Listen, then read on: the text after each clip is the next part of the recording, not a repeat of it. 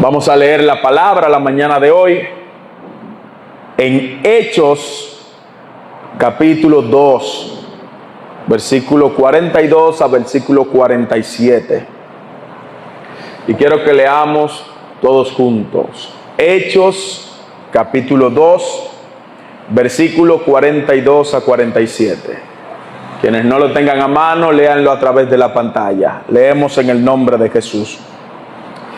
Y perseveraban en la doctrina de los apóstoles, en la comunión unos con otros, en el partimiento del pan y de las oraciones.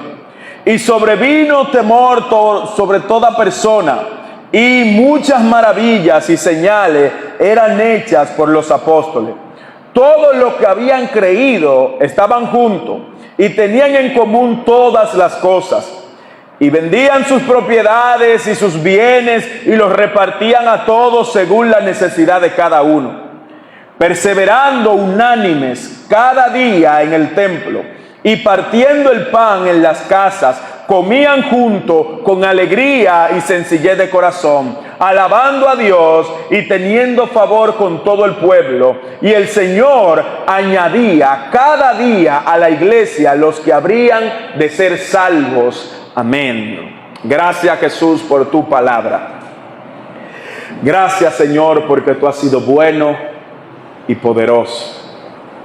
Gracias, Señor, porque esta mañana tú nos concedes el privilegio de leer las Santas Escrituras. En ellas encontramos la vida eterna. Señor, en este momento vamos a compartir la verdad de tu Evangelio, pero somos muy débiles e ignorantes. Así que oramos para que tu Espíritu Santo en este momento toque los corazones de cada uno de los hermanos, que prepare el corazón como esa buena tierra que va a recibir buena semilla. Habla a través de quien predica, Señor.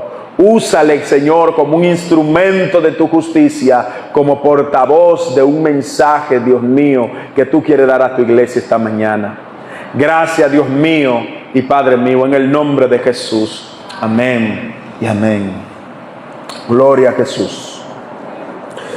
La mañana de hoy yo quiero compartir la palabra del Señor que lleva como título la comunión de los creyentes. Comunión de los creyentes. Y quizás su Biblia, Reina Valera 1960, ahí le va a decir la vida de los primeros cristianos. Cómo vivían los primeros cristianos. Yo creo que al leer, estudiar o analizar el libro de los Hechos, nosotros vamos a ver cómo los apóstoles vivían en el día a día, qué hacían, cuáles eran sus prioridades, cómo compartían el pan entre ellos, la comida, cómo vivían en su día a día. Ellos se comportaban de una manera especial porque dice la Biblia que tenían todo en común. Y esos primeros cristianos creo que tienen mucho que enseñarnos a nosotros para el día de hoy. Creo que el cristianismo de hoy se ha alejado, quizás no un poco, sino mucho, del carácter que reflejaban los primeros cristianos. El cristianismo de hoy es muy diferente a cómo vivían la fe los primeros cristianos. Y hay múltiples razones para nosotros entender por qué hoy el cristianismo es tan diferente que en sus orígenes. Bueno, una de estas razones pudiera ser las circunstancias en la historia han cambiado. Y esa es la realidad. Las circunstancias en la historia han cambiado. La historia no se puede juzgar. La historia no se juzga. Porque los procesos que pasan en la historia obedecen a ese tiempo y a ese momento. En estos días, hace unos días, con respecto al Día de la Raza, discutía un tema ahí con un joven que ahora se ha levantado unas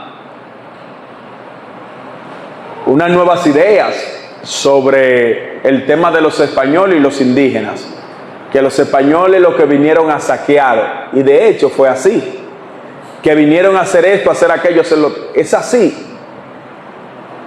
Pero ¿por qué era así? Porque en el momento de la historia eso era lo que pasaba. No pasó aquí en nuestra isla, pasó en el mundo entero. Llegaban los vikingos, los piratas y los países más fuertes a otros lugares donde no se había desarrollado, invadían. Eso era lo que pasaba en la historia. Y hay gente que no le gusta esto y no le gusta, quizás criticarían este hecho, que yo no lo apoyo, pero era así como se vivía en el momento. Pero eso es lo que pasa en la Biblia también. Y cuando uno le aplica la Biblia a esto y a Israel, entonces los cristianos querer ayudar a Dios. Israel llegaba a un país y lo invadía. Dios le decía, vayan, invadan y quítenle la tierra. Eso hacía Israel. Pero también eso se lo hicieron a Israel. Luego vinieron los romanos, vinieron los griegos, vinieron diferentes naciones, los persas, y también hicieron lo mismo con Israel. O sea, ese es lo que se vivía en el momento en la historia.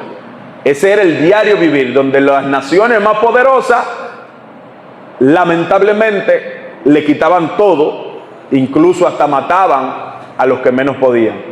Y eso no está lejos de la realidad, porque eso se hace hoy. Lo que pasa es que no se vive matando gente. ¿O no le debe este país la vida a Estados Unidos? Es lo mismo. Hay potencias que siguen mandando y ordenando en países más pequeños. Entonces, las circunstancias en la historia han cambiado.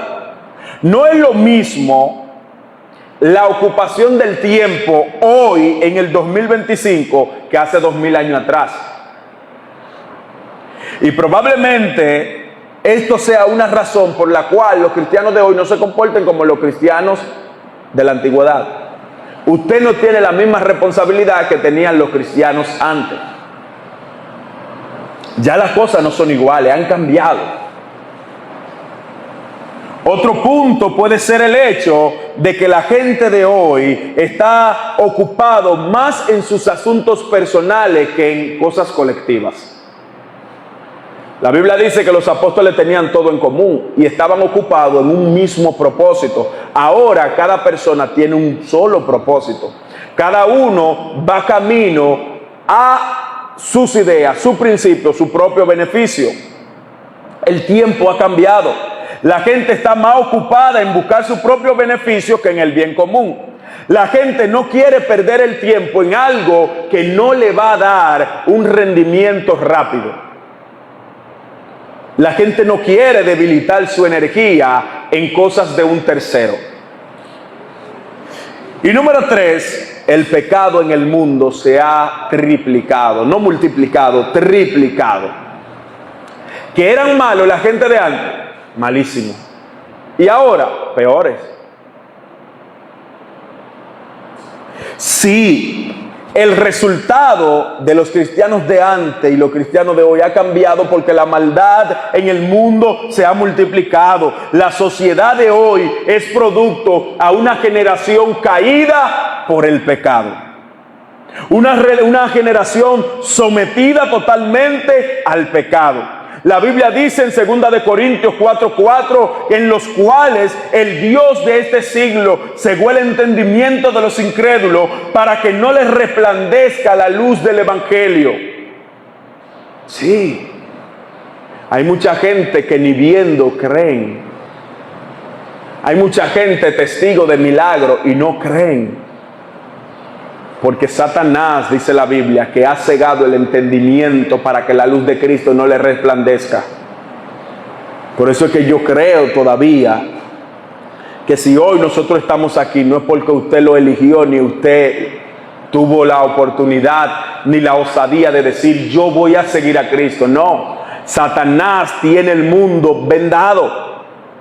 Usted, Cristo lo llamó y usted vino al camino de Cristo. Cuando Él lo llamó, usted respondió. Si Cristo no lo llama, Satanás lo tiene vendado, es lo que dice la Biblia. El Dios de este siglo, 2 Corintios 4:4, ha cegado el entendimiento de los incrédulos para que no les resplandezca la luz del Evangelio. La Biblia es clara en cuanto a estos temas, mis hermanos.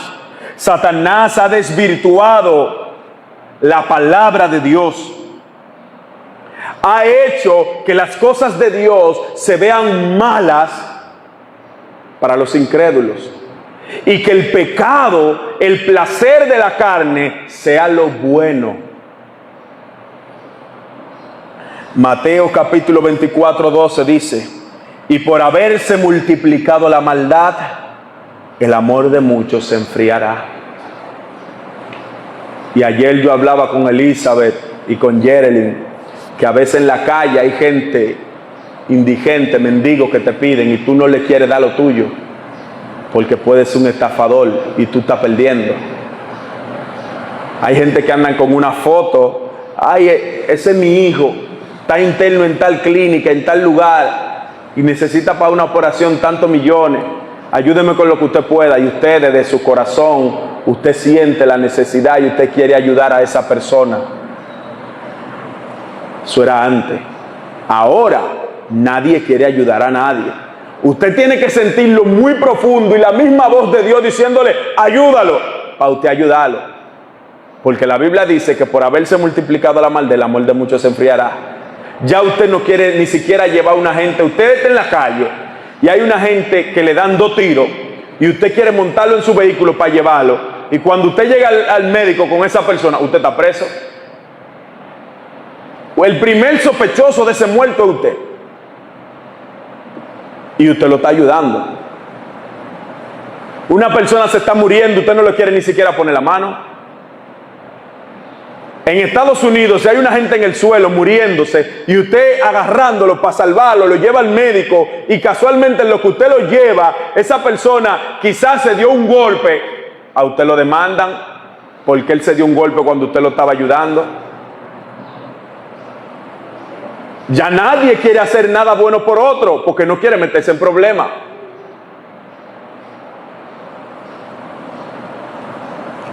Usted viene y denuncia un robo o cualquier cosa, va al destacamento: mira, fulano me robó.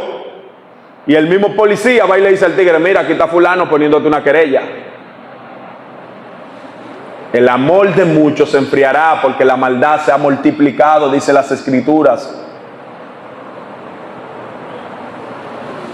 Créame, mis amados hermanos, que hoy la gente está más perversa que hace 2000 años atrás. Ya no hay padre para hijo, no hay hijo para padre, ya no hay hermano para hermano, no hay amigo para amigo. Cada uno vive como quiera y hace lo que mejor le parezca. Antes de ayer vi un video donde van 2 amigos caminando y van hablando, chelchando, y cuando doblan una esquina en un callejón oscuro, un amigo mató a su otro amigo, le dio por ahí, que no quiero ni decir lo que aparece en ese video. La gente anda así. Ya no hay ni siquiera amigo para amigo. Usted no tiene confianza en nadie. La maldad se ha multiplicado sobre la tierra. Y la última vez que yo vi en la Biblia esa palabra, la maldad se multiplicó sobre la tierra, Génesis 6, dice la Biblia que Dios hizo llover por 40 días y toda la tierra se llenó de agua y murió todo lo que había sobre la faz de la tierra, excepto 8 personas y los animales que estaban en el arca. Entonces la maldad se está multiplicando sobre la tierra. Ahora bien, yo les pregunto, mis amados hermanos, ¿era esa manera en la que vivían los primeros cristianos? Yo creo que no. ¿Era así como se vivía hace 2000 años atrás? No. ¿Se parece el comportamiento del cristianismo de hoy al comportamiento del cristiano del siglo I? Piensen en esto, mis amados hermanos. ¿Cómo vivían ellos y cómo vivimos nosotros hoy? La Biblia en Hechos capítulo 2 nos da varios puntos en el cual nosotros nos podemos dar cuenta si estamos viviendo como vivían esos primeros cristianos. Versículo 42, si puede ponerlo, Vladimir, por favor. Cuando diga un versículo ahí, ayúdame ahí en la pantalla, por favor. En el versículo 42 dice: perseveraban en la doctrina de los apóstoles y en la comunión unos con otros, en el partimiento del pan y de las oraciones. Aleluya. Note esto y piense, estamos viviendo nosotros como ellos. Perseveraban en la doctrina de los apóstoles, en comunión unos con otros, en el partimiento del pan y en las oraciones. Ellos mantenían el mismo pensamiento en cuanto a la doctrina. Sí. Perseveraban en la doctrina de los apóstoles. Estaban de acuerdo con ellos en lo mismo. Lo que Cristo le había enseñado era lo que ellos creían. Nadie tenía un pensamiento diferente. Nadie tenía una doctrina rara, distinta. No. Hoy eso es prácticamente imposible, pues ya hay muchos cristianos que salen de una iglesia y ponen una iglesia al lado con una enseñanza totalmente diferente a su primera iglesia, con una doctrina diferente a su primera iglesia. Yo he escuchado personas que se van de su congregación porque ellos tienen una supuesta revelación de que algo es así, y como en mi iglesia no se hace así, entonces yo me voy. Y forman una iglesia ahí mismo en el barrio y se llevan a la mitad de los miembros de la iglesia. Terrible. Con doctrinas totalmente diferentes.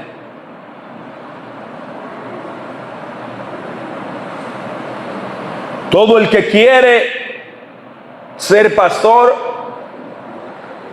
alquila un local, pone 4 sillas, ya tiene una congregación y enseña lo que quiera, como él quiera, y nadie le pasa balance a eso.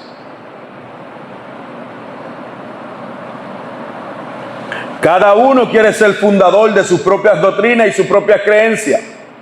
Muchos cargando y otros aligerando la doctrina bíblica. Algunos quieren ir más allá de lo que la Biblia enseña y otros ni siquiera se acercan a lo que la Biblia verdaderamente enseña. Por eso cuando yo predico, yo trato de hacerlo con los versículos ahí. Y si algún hermano quiere cuestionar lo que yo estoy diciendo, está en el pleno derecho, porque para eso estamos representando, predicando la palabra. Pero hay una gente que nadie lo puede cuestionar. Que si un hermano cuestiona a un líder o a un pastor, usted está en disciplina de una vez automáticamente. Pero la Biblia tiene que ser nuestra norma, nuestra regla de fe y conducta. Lo que yo predico, usted tiene que pasarlo por el filtro de la palabra. Si no es así, usted me puede llamar a la atención y vamos a revisarlo. Si yo estoy mal, tengo que revisar eso y corregirlo. Si usted está mal, tengo que enseñarle por qué. Eso es válido. Pero ahora los líderes no se cuestionan. La gente piensa que los pastores son semidioses. Y el pastor simplemente es un hermano suyo que está cumpliendo otro rol. Todos somos hermanos. Lo mismo delante de la presencia de Dios, aunque con un rol diferente. Pero los apóstoles, la Biblia dice que permanecían en la misma doctrina. En nuestra congregación tiene que ser así, permanecer en la misma doctrina. En esta iglesia nosotros creemos en los puntos fundamentales del cristianismo, solamente Cristo es Salvador. Creemos en la Trinidad, creemos en el Espíritu Santo, creemos en que la salvación únicamente ocurre por medio de Jesucristo. Él es el mediador de Dios y los hombres. Si hay alguien que no cree en esto, entonces no puede pertenecer a la congregación, porque no podemos tener conflicto y doctrinas diferentes en la misma congregación. Hay pensamientos diferentes en cuanto a doctrina secundaria, que eso sí es válido. Pero en cuanto a doctrinas fundamentales de la Biblia, tan delicada como la Trinidad, como el Espíritu Santo, como Jesús el Salvador, tenemos que estar todos de acuerdo. La Biblia dice en Amós capítulo 3, versículo 3, ¿cómo andarán dos juntos si no estuvieran de acuerdo? No podemos. Los apóstoles no solamente permanecían en la doctrina, sino que también permanecían en comunión unos con otros, en el partimiento del pan y en las oraciones. En comunión, escuchen esto, mis amados hermanos. ¿Andamos nosotros en comunión hoy, uno con otros? ¿Nos estamos preocupando por lo que le pasa al otro? ¿Estamos pendientes de si mi hermano viene a la iglesia o no viene? ¿Estamos pendientes si mi hermano está en una situación o no? ¿Soy yo parte de la congregación cuando se necesita que en comunión hagamos un trabajo en conjunto? ¿Estamos nosotros juntos en el partimiento del pan, juntos como decían los apóstoles? Cuando decían en el partimiento del pan, específicamente se referían a la participación en la Santa Cena. Muchas personas de la iglesia a veces le da por no participar en la Santa Cena y ese es su derecho. Pero algo que tenían en común los apóstoles era que participaban en la Santa Cena, en el partimiento del pan. Esto quiere decir lo que Jesús le había enseñado: tomad mi pan, mi carne, y bebed mi sangre, simbolizando así el pan y el vino. Era algo en lo que todos estaban de acuerdo. ¿Estamos nosotros juntos en oración? Vaya tomando apuntes sobre estas cosas y póngase a cuenta con el Señor y dígale: Señor, revélame, dime, enséñame en qué estoy actuando mal, ayúdame, porque si estoy fallando quiero estar bien contigo. Versículo 44.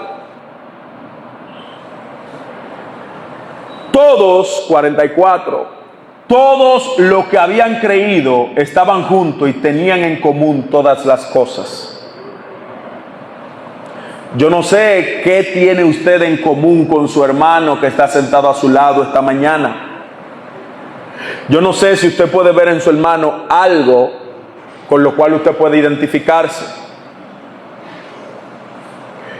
Yo no sé en qué se parecen, pero la Biblia dice que los primeros cristianos tenían todo en común, y no era físico, sino su accionar, su comportamiento. Esta gente, si uno tenía el otro. Si uno no tenía, entonces el otro tampoco tenía, porque todo lo que había se lo repartían entre ellos. De un pan comían todo. Si uno sufría, sufría el otro. Era una comunión tan humana como espiritual, y esto se daba porque el mismo Espíritu Santo lo unía en una sola comunidad. El Espíritu Santo en nuestro corazón tiene que provocar que nosotros busquemos a los nuestros.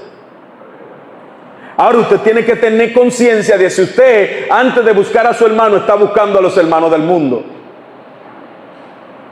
Si usted busca más a los hermanos del mundo, entonces no está buscando a los hermanos de la iglesia.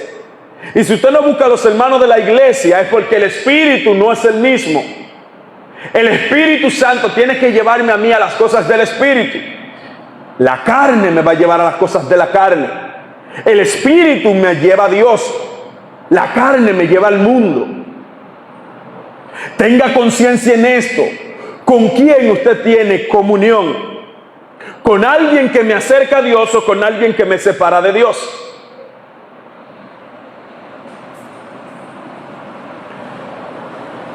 Estaban juntos y tenían en común todas las cosas.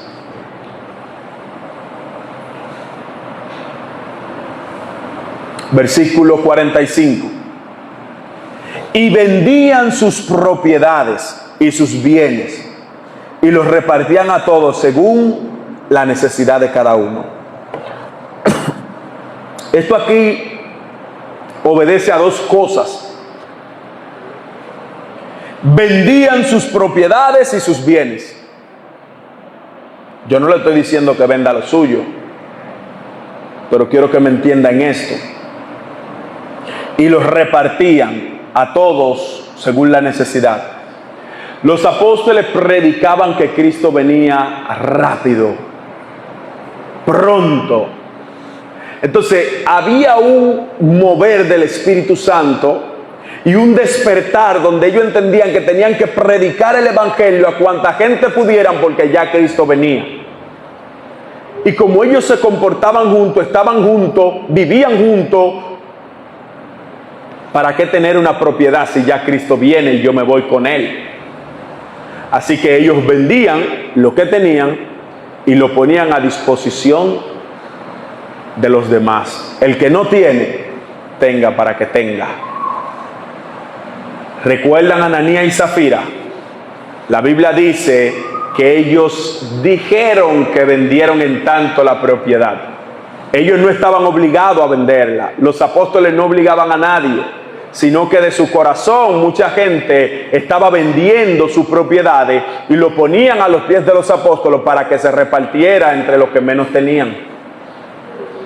Y ellos hicieron lo mismo, pero se clavaron los cuartos. Entonces cuando van ante Pedro y le dicen, vendimos la heredad en tanto, vendimos la propiedad en tanto. ¿En tanto? Sí. ¿Tú estás seguro? Sí. Por cuanto han mentido al Espíritu Santo, irreprensiblemente morirás.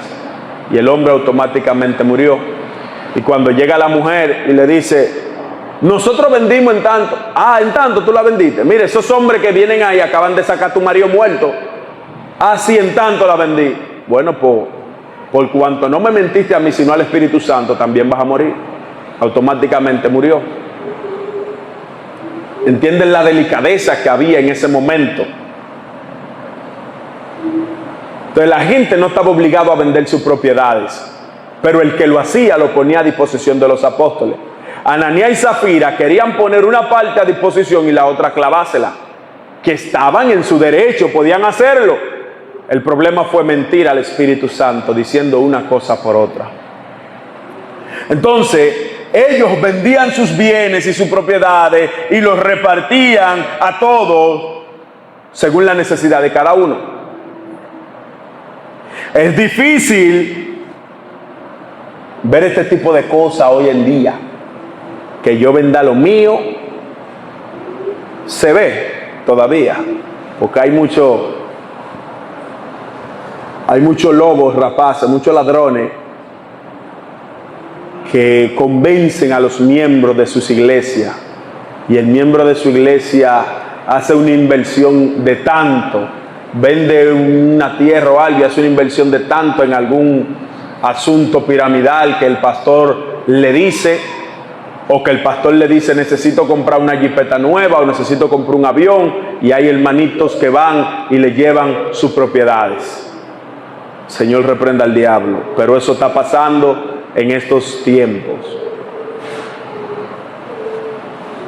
Sin embargo, había un despertar del Espíritu Santo en los primeros creyentes, donde ellos no tenían lo material en cuenta como algo valioso, como algo de valor. Por eso Pablo va a decir en Filipenses 3:7, por cuántas cosas, pero cuántas cosas eran para mí ganancia, las he tenido como pérdida por amor a Cristo. Y ciertamente aún estimo todas las cosas como pérdida por la excelencia del conocimiento de Cristo Jesús, mi Señor, por amor del cual lo he perdido todo y lo tengo todo por basura para ganar a Cristo. Aleluya. Lo material para los primeros apóstoles no era lo importante. Para ellos lo material no era relevante. Ellos no tenían esto como cosa importante, sino que Cristo era lo principal en su vida. Aleluya. Cristo era lo primero, era lo último, era lo único que tenía validez. Para nosotros tiene que ser igual. Cristo tiene que ser lo más importante en nuestra vida. Quizás para nosotros lo importante sea papá, mamá, mi hijo, mi propiedad, mi carro, mi casa, mis amigos. Pero para el cristiano genuino lo más importante tiene que ser Cristo en su vida. Y yo sé que usted piensa de manera diferente, pero es que usted piensa de esta manera también. Pero en su accionar diario vemos algo diferente. Su prioridad no es Jesús. Su prioridad es el sueldo de su trabajo. Su prioridad es papi y mami. Su prioridad es mi hijo. Su prioridad son sus amigos. Su prioridad es todo aquello a lo que usted le dedica más tiempo que a Dios. Y yo no estoy diciendo esto sencillamente por la idea de que uno pueda ver y juzgar con los ojos. No digo esto por eso. Lo digo porque internamente en su corazón usted sabe que ni en su casa usted le dedica tiempo a Dios. Donde nadie lo ve, usted sabe que usted no toma un tiempo para leer las escrituras y alimentar su espíritu.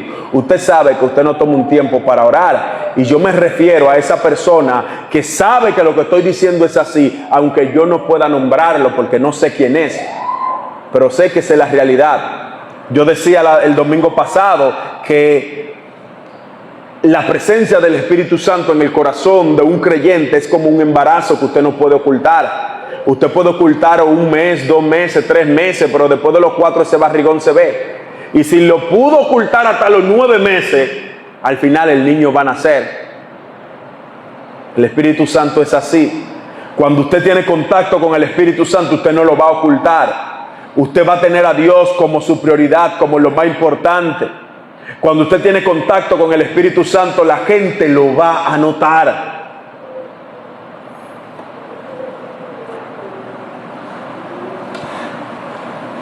Nada, mis hermanos, mis amados hermanos, puede sustituir a Cristo en nuestra vida.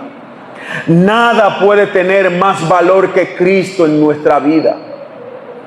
Aunque para el resto del mundo no sea, para nosotros sí tiene que ser. Y el viernes nosotros íbamos para Villamella, para un culto. Las 6 de la tarde, lloviendo, cayendo agua. Y me llama el varón de Villamella y me dice: mi hermano, está cayendo agua para acá, yo creo que no es bueno. Y yo le dije: bueno, mi hermano, ya los instrumentos están subiendo la guagua y vamos de camino. Sí, varón, ¿usted cree? Le digo: vamos para allá, vamos a orar y vamos. Y le dice el pastor Antonio, el amigo mío: varón, mira, yo he orado para que no llueva en el play, para yo ir a jugar. ¿Cómo es posible que para un culto entonces yo tenga que devolverme de que porque va a llover? Vamos a orar. Y efectivamente, llegamos, pusimos la bocina y no cayó ni una gota de agua. La gente empezó a llegar, la gente empezó a acercarse y Dios hizo su obra. 2 jóvenes recibieron a Cristo. ¿Por qué? Porque cuando la prioridad es Cristo y hacer la obra de Cristo, tú no te puedes detener por una botella de agua, por 2 gotas de agua. Usted tiene que hacer lo que tiene que hacer cuando lo tiene que hacer. Si no hubiésemos detenido, esos 2 jóvenes no reciben a Cristo. Como no nos detuvimos, hicimos lo que teníamos que hacer, entonces Cristo se manifestó en aquel lugar. Y damos gloria a Dios por eso, por poner ese sentir en nuestro corazón de hacer lo que tenemos que hacer cuando lo tenemos que hacer.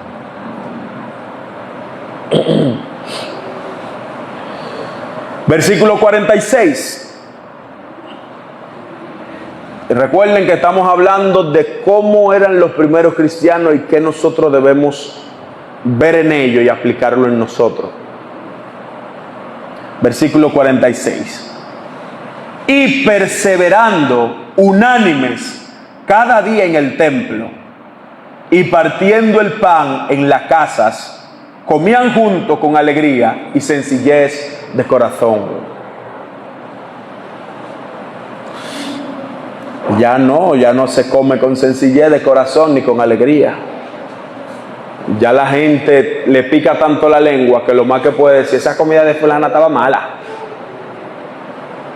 No, yo no como en casa ajena. Tú estás loco. Eso estaba pulgante. Sí, porque es que la maldad se ha multiplicado. Y aunque esté mala, usted prefiere hablarlo y no quedarse callado. Usted se queda callado ya, pero usted lo habla con otro para que el otro también le pique la lengua y diga: ay, sí, eso estaba malísimo. Una gente que no quería opinar y no quería hablar, desde que usted le pone el tema, él lo va a seguir el tema. Así no vivían los apóstoles. Perseveraban unánime cada día en el templo y partiendo el pan en las casas, comían juntos con alegría y sencillez de corazón. Lo que había en la mesa, eso era lo que se comía. Ahora no. Ahora no se come lo que hay en la mesa, ahora se come lo que yo quiera, lo que yo pueda. Y si eso no me gusta, no me gusta. Es válido. Pero no lo critique. Nadie sabe la necesidad del otro y tampoco el amor con el que el otro hace lo que hace.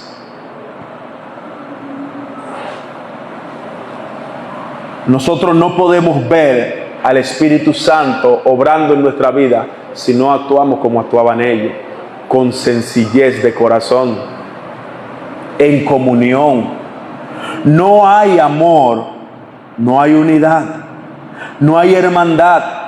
Todo el mundo coge por su lado y nadie quiere compartir con el otro. Aquel que está ocupado, aquel que tiene problemas, aquel que tiene muchas cosas que hacer, siempre va a tener cosas que hacer cuando no es su prioridad. Cuando a mí no me importa algo, yo siempre voy a estar ocupado. Cuando no quiero hacer algo, siempre voy a estar ocupado. Ay, que tengo tal cosa que hacer. Ay, que no puedo. Es que tú no quieres. Porque si tú puedes, si tú quieres, usted puede estar en Miami y va a venir huyendo a resolver. Si usted no quiere, usted va a poner todas las excusas del mundo. Y fíjese en esto. Hay cosas que son sus prioridades. Y esas cosas que son sus prioridades, usted nunca va a decir que no. Siempre va a decir que sí. A las cosas que usted no tiene prioridades. Ay, yo no puedo. Ay, estoy ocupado. Ay, que esto, ay, que aquello. Es lamentable el caso, pero a la gente hay que decirle las cosas como son. Siempre usted va a poner una excusa cuando eso no es su prioridad. Llegue tarde a su trabajo todos los domingos, como usted llega todos los domingos aquí a ver qué pasa, y llegue todos los días allá.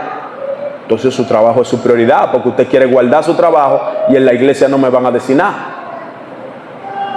Dios no me va a decir nada a mí. Pero en el trabajo me pueden votar.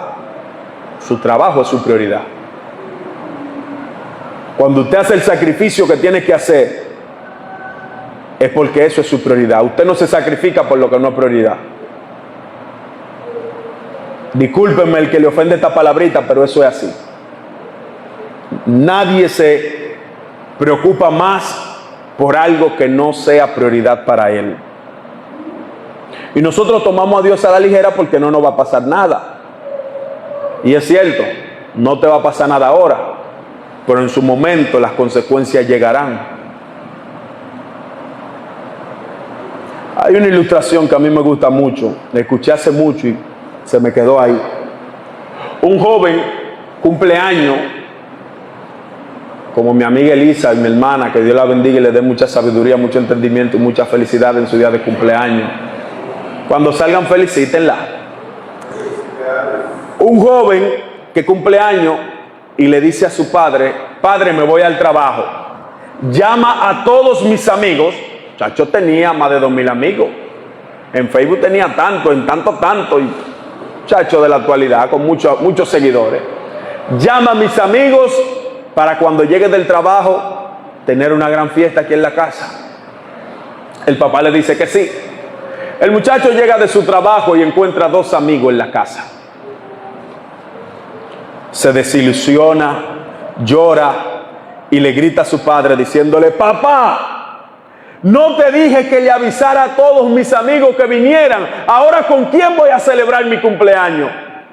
Y el papá le dijo: hijo, yo los llamé a todos, uno por uno, y le dije que tú tenías un problema y que necesitabas ayuda, que quién podía venir a ayudar.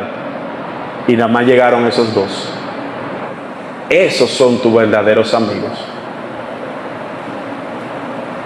Todos están en las fiestas y en lo bueno, pero en lo malo tú nada más tienes al que es real, al que es de verdad. Esto tiene que ponernos a nosotros a reflexionar si nosotros somos verdaderamente de Dios. Si nada más estamos para lo que nos conviene y para lo que no nos conviene, no. Si somos amigos de Dios verdaderamente, para que Él nos supla en nuestras debilidades, en nuestras enfermedades, para nosotros orar y decirle: Señor, ayúdame en esto, en aquello, en lo otro.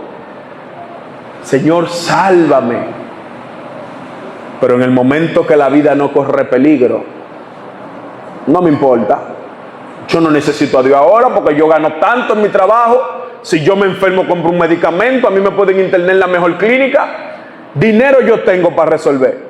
Y yo no soy pero ven acá. Yo no tengo problema con eso. Ajá. Y cuando llega la situación que ahí sí tú tienes problema, ¿a quién tú vas a llamar? ¿A quién tú vas a acudir? ¿Al Dios de tu bolsillo o al Dios de los cielos? Reflexionen si Cristo es su prioridad, mis amados hermanos. Reflexionen en esto, que va a llegar el momento que la muerte le va a sorprender y usted no va a tener tiempo. La muerte no perdona a nadie y quizás nos agarre asando batata, como dicen. El otro día murió un joven allí que acababa de cumplir 20 años. Ayer murió uno allí con 18 años. ¿Alguien puede decir que a esos jóvenes no se les predicó a Cristo? En este país no existe nadie que no haya escuchado de Cristo. En este país no existe nadie que no haya escuchado el Evangelio. ¿Hicieron caso? No creo que hayan hecho caso. ¿Usted tiene oportunidad de hacer caso? Sí, usted tiene oportunidad de hacer caso. Todavía tiene oportunidad de hacer caso. Así que, amados hermanos, hoy el mundo está en sus propios problemas. Nadie tiene tiempo para nadie y menos para la obra de Dios. Porque si no estuviera la casa llena, si no estuvieran los miércoles llenos, si no estuviera usted buscando a Dios lleno, pero usted no tiene tiempo para Dios, usted tiene tiempo para todas las cosas, menos para el Señor. Usted tiene tiempo para sus prioridades, menos para Dios. Los primeros cristianos en Hechos capítulo 2 versículo 46 no tenían problema porque lo prioritario para ellos era Dios. Eso, la llenura del Espíritu Santo en su corazón era lo más importante. Permanecer juntos, adorar juntos, hacer la voluntad de Dios juntos. Dice el 46, perseverando cada día en el templo y partiendo el pan en las casas, comían juntos con alegría y sencillez. Y por último, el Señor, dice el 47, alabando a Dios y teniendo favor de todo el pueblo. O sea, el pueblo lo veía y apoyaba lo que ellos estaban haciendo. Tenían la gracia del pueblo. Y dice que el Señor añadía cada día a la iglesia lo que habían de ser salvos. Aleluya. Aleluya. El Señor añadía a los que habrían de ser salvos. Piensen en esto. Ellos vivían, perseveraban unánime en el templo, orando, compartiendo, comían juntos con alegría y sencillez, alabando a Dios y teniendo el favor del pueblo. Y el Señor añadía a quienes habrían de ser salvos. ¿Por qué el Señor lo añadía? Hay un comportamiento de la iglesia, hay un comportamiento de los apóstoles, y ese comportamiento lo está viendo los demás. Jesús dijo, se van a dar cuenta en Juan 13:35, en esto conocerán todos que ustedes son mis discípulos, si tuvieren amor los unos por los otros. El mundo va a ver que el Espíritu Santo vive en nosotros cuando tengamos amor uno por otro, cuando nos preocupemos uno por otro, cuando seamos uno como Cristo y Dios son uno. El amor fraternal, tener las cosas en común, va a identificar, mis amados hermanos, que Cristo, que somos hijos de Dios. Mi intención al predicar el libro de los Hechos es ver el modelo de los primeros cristianos. Es como nosotros ver en un espejo cómo debemos de ser, cómo debemos de comportarnos, cómo podemos adaptar esto a nuestras vidas hoy. Y aunque creo que pueda ser un poquito difícil, no es imposible. Es cuestión de un poquito más de esfuerzo Es cuestión de decirle, Señor, ayúdame, guíame, úsame. Y es cuestión de vivir más y comportarnos más como hermanos. Salmo 133:1. Mirad cuán bueno y cuán delicioso es habitar los hermanos juntos en armonía. Y termina diciendo en el versículo 3, porque allí envía Jehová bendición y vida eterna. Aleluya. Donde estamos juntos en armonía, Jehová envía bendición y vida eterna. Gracias, Jesús, por tu palabra. Gracias porque esta mañana tú nos has alimentado espiritualmente. Señor, no queremos vivir igual todo el tiempo. Queremos ir mejorando paulatinamente. Queremos ir cambiando. Queremos ir llenando nuestra vida de fe, llenando nuestra vida, Dios mío, de tu palabra, alimentando nuestro espíritu, caminando contigo a hacer tu obra y tu voluntad permanentemente. Gracias porque tú nos amas y gracias por morir en la cruz del Calvario por nuestros pecados. Gracias, Señor, en el nombre de Jesús. Amén.